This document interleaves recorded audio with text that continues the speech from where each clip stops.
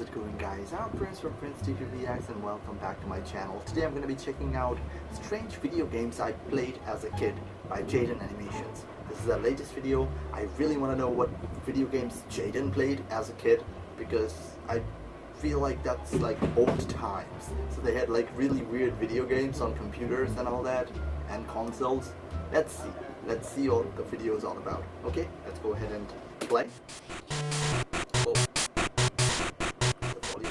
Oh no, that door is not locked. I watched that woman Oh man, just look at that graphics. Oh my god.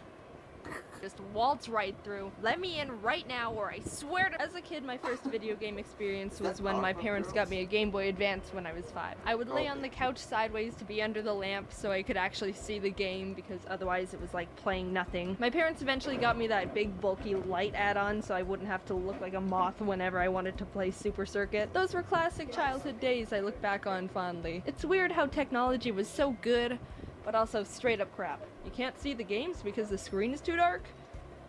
I don't know, here's a tiny light bulb. I played mainstream games like Pokemon and Mario and Kirby, but my parents also got me really random games they probably just found in the clearance bin at the store, which made for a mix of some interesting gaming experiences. And I kinda wanted to relive the glory days and see if the games actually were like I remember. So I replayed a bunch of them, and here's what happened. First game, Powerpuff Girls Battle Hymn for the Game Boy Color. I didn't have a Game Boy Color, so I got to play it on my Game Boy Advance SP with half the cartridge sticking out. I also don't remember being able to get past the first stage and just replay the first screen all the time. Granted, as a kid, I loved the feeling of starting a new game and would always restart a Pokemon file because I liked the clean slate feeling. So I was like, maybe I never got too far because of similar reasoning.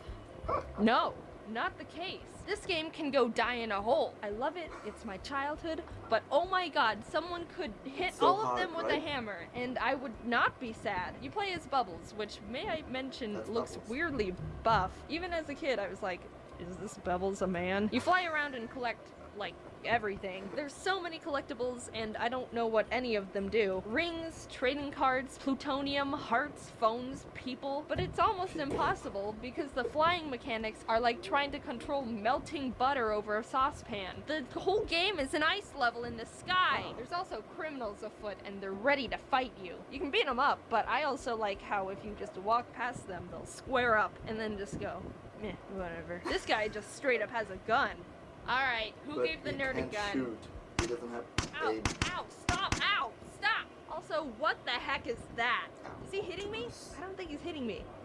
I think he's just spinning angrily. Anyway, this game is bullcrap. The levels are huge and way too open for the screen size, so you get lost. Moving around is a nightmare. Things you need to do to progress are cryptic as heck. The first level, you've got to find a key after rescuing— Oh, that's the mayor's secretary without the head. Oh my god. Miss Bellum. Where's the key? Under a secret cave that's almost invisible and hard to get to. That's not level 1 material. Oh, why wouldn't you want to explore the area and find it on your own? Because the controls are garbage, and I'm honestly just trying to survive. I stopped playing after getting halfway through the second area because it's all way too difficult to figure out without a guide. I watched this guy stream the game to see if I was just being an idiot with video games, and he wasn't having much different of an experience, so I felt better about myself after that. Next game, SpongeBob Battle for Bikini Bottom. As a kid, I remember really liking this game. I think I've heard of this game before.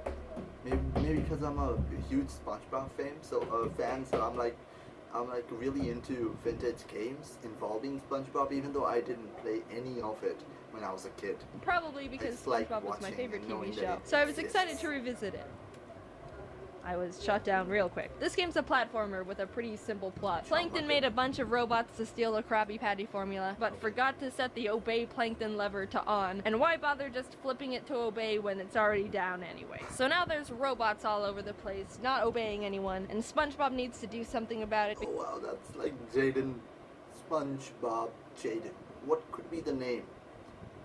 Jaiden Bob? Spongedin? Nah. Not a match. Because Mr. Krabs says they're scaring away me customers. But the thing is, the robots are kinda harmless. They just ponder around and do nothing necessarily evil. Even when you bump into them, they're like, oh, pardon me. Huh? This robot can't harm you. This big guy wouldn't hurt a fly. This one takes you to where you need to go. I don't see much of an issue here other than the fact there's just robots walking around. What was that? Does someone have a gun? Oh my god, this one's just a bazooka. So the majority of the enemies in the game aren't enemies. They're more just objects slash platforms to help you get to the end of the level. But the thing about this game is that someone put the gravity to like 300%. SpongeBob can't jump high or far enough to cover almost any ground, so most of the time you have to redo a bunch of stuff, because if you don't wait until the last little pixel of the platform, then you ain't making that jump. It's so tedious and adds a bunch of frustration to the game, not to mention the robots you're supposed to jump or stand on move so slow, and most of the time when you get to them, they're moving the opposite direction, so you have to wait for them to slowly float all the way back to you a decade later, only for you to miss the jump because the gravity is bricks. I played through the whole game, and the amount of times I died because I couldn't see the next platform, or had to take leaps of faith, or even just got hit with bullets out of nowhere was torture. Just move the camera, you're making me dizzy. Zoom the camera, I don't know where I can't. Oh my god. I thought the boss levels were decent. They're probably the easiest parts of the game though. The Patrick robot was horrifying and I don't want to see it ever again. I love this game. I have great memories playing it like 13 years ago, but right now it's dead. I love this. They're probably the easiest parts of the game though. The Patrick robot was horrifying. Oh, that is the Patrick. I'm sorry. I thought the seahorse, the green seahorse was the Patrick. Horrifying and I don't want to see it ever. Oh my gosh, just look at that robot though. Ugh. Like stuff of nightmares. Again. I love this game. I have great memories playing it like 13 years ago, but right now it's dead to me. Great game. I played it a bunch as a kid. It can burn in a ditch. Moving on to Barbie Groovy games. I know, it sounds weird. Jaiden, why did you have a Barbie game? Were you super girly as a kid? No, I wasn't. My parents just gave it to me, and I played it because what else was I gonna do? Not play it. Unlike the other games I've talked about so far, this one's just a bunch of Barbie themed mini games. Tic-tac-toe, draughts, which is a fancy word for saying checkers. This weird horse racing version of Hangman, Connect 4. Fun fact about me, I will always lose at Connect 4. I think what happens is I just get too focused on what I'm doing to notice the other person winning. I suck at Connect 4 and I'm proud. There's a bunch of other games on there, some suck more than others, but the one I remember the most as a kid was Barbie's version of Snake. Conga line. I'm not joking. They took Snake and were like, but what if instead of a snake eating apples, it's a bunch of Barbies dancing in a conga line, and they can like pick up Barbies along the way to make a longer line. I love this game. It's stupid and hilarious, and I can't get enough of it. Look at those moves. They are having the time of their life in this bedroom, I think. Also, when you miss one of the girls, it becomes a weird, like, cult dance. Imagine that scenario right there in real life.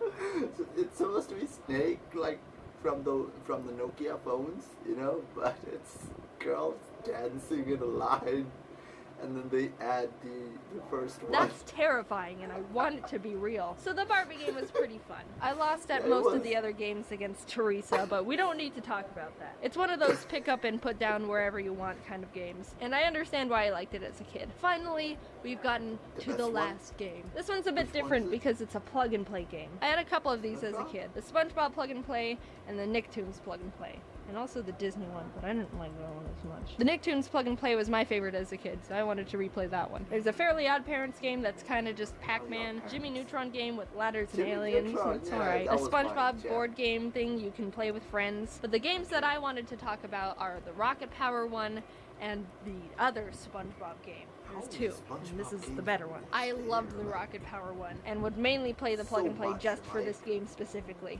I think I heard that the Nickelodeon SpongeBob is like the only show that the majority of their revenue comes from selling SpongeBob merchandise, you know, t-shirts and stuffed toys and obviously video games themed around SpongeBob. So it makes sense, like they would make so much SpongeBob games. But yeah, sometimes it's just too much. Basically a top-down scroll game where you avoid obstacles, go through flags, and grab collectibles for points. But that wasn't my favorite aspect of the game. I liked this part. Nintendo. You get points from jumping and literally demolishing other skateboarders. Oh, wow. My 7-year-old self would go out of my way every level to destroy as many other children as possible. I didn't have this, but I had a game, it's like a car version of the game where I could actually destroy the cars, racing. It had similar level of graphics, and I loved doing that. And also, when I was in high school, I used to play GTA, and I used the cheat code Panzer that brings the tank. So I would just drive around the Vice City and get as much destruction as possible. There's like a correlation between the level of distraction you want as a kid, and yeah.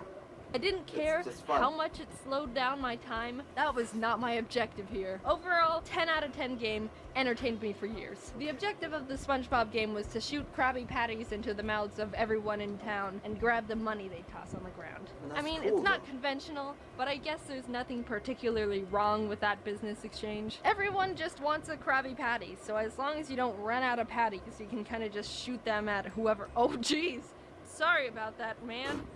I didn't. Alright, besides that guy, you can just shoot them at. Oh no! Is that kid dead? What happened there? I mean, he looked not too upset about the fact I just popped his balloon while he was dangling 15 feet in the air. I guess the world moves on. I'll just not think about it and keep doing this Krabby Patty stuff.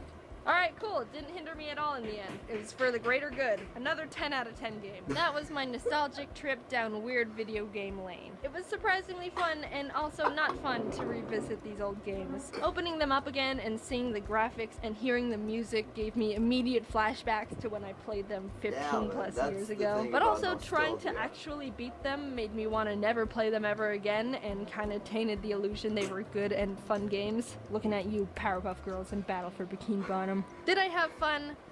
Yes. Yeah. Kinda. Alright, I actually think I had more frustrated hours than fun hours. But did I have at least a little fun? Yes. The ratio doesn't matter. Yeah, that much. Should you do this? I don't care. This is... Yeah, that's another thing. As you grow up, you don't care anymore. You can do whatever you want, That's the thing about nostalgia that I was saying. I feel like, I didn't have a computer growing up when I was in primary school, middle school you would say, but when I was in class 8, I got a PC. I played a lot of games, like most of the girly games you would say, farm games and time management games, those were my jam. During high school, I wasn't fan of action games at all. I'm like all into farm games, and now that I look back, I think some of my fondest memory that I have related to video games actually came from those games, trying to beat each other. I had my friend who would also play the farm game, trying to beat each other records. I could make a whole video about the games that I used to play when I was growing up. And once I move into my new place, there's going to be a whole new setup. There's so much things I want to do involving my YouTube. Maybe I'll start a gaming channel or a vlog channel. I don't know it yet, but I'm just too inspired right now. So let's see how that goes. In the meantime, let me know down in the comments, what do you think about this reaction?